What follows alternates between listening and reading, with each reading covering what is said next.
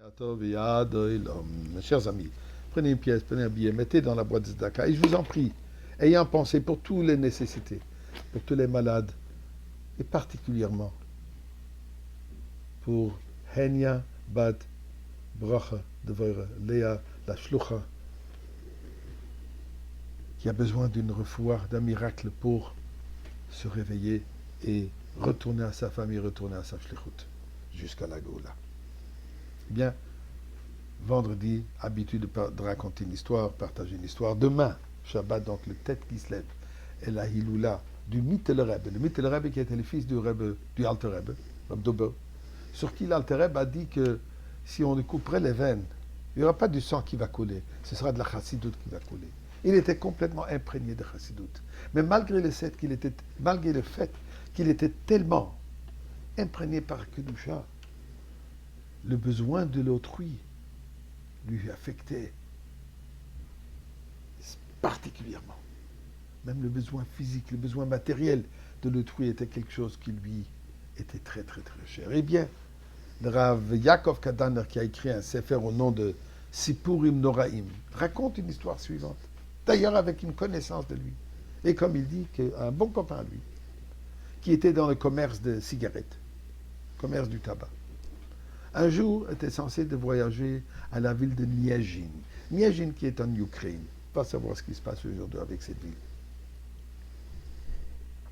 Niajin est l'endroit où le Mittel Rebbe est enterré. Le Ohel du Mittel Rebbe est là-bas. Et il lui dit, écoute, je sais que tu n'es pas un chassid, je sais que c'est pas ton, en bon anglais, c'est pas ton trip, mais malgré cela, va au Ohel. Ça ne peut te ramener que du bien. Physiquement, spirituellement, vas-y. Je te promets, j'irai. Bon. Pendant son voyage, il a eu toutes sortes de difficultés, des grosses pertes d'argent. Chaque affaire qu'il a essayé d'entreprendre a tourné à l'azur. Mais pire que ça, il était constamment concerné, une vision que sa femme est fatiguée. Il était continuellement affecté par cette crainte. Qu'est-ce qui se passe avec sa femme? Bien, on réalise qu'il y a 200 ans, il n'y a pas de téléphone pour appeler comment ça va, on ne peut même pas envoyer un WhatsApp. Et un jour, en arrivant à Niajin, avec cette situation lourde contre lui, il décide, il va aller au Ohel. Il part au mikvé, mais c'était un froid, un jour d'hiver effrayant.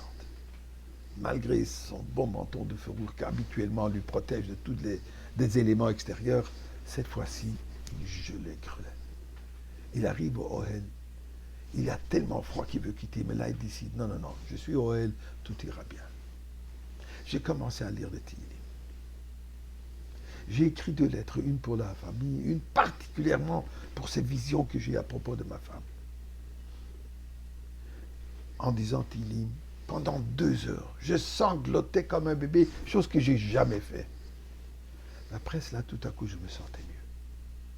Je me sentais comme dans un air Sidon.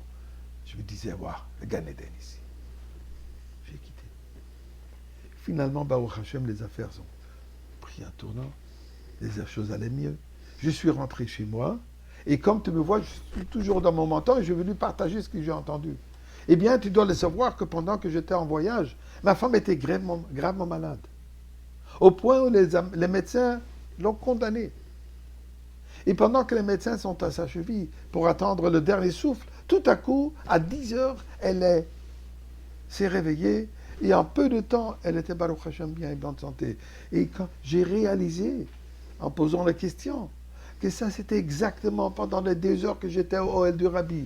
Alors mon cher ami, je te remercie pour m'avoir sauvé spirituellement, pour maintenant reconnaître c'est quoi ça un tzaddik, et surtout pour avoir sauvé la vie de ma femme. Eh bien là, il est émerveillé, la grandeur d'un tzaddik, c'est extraordinaire.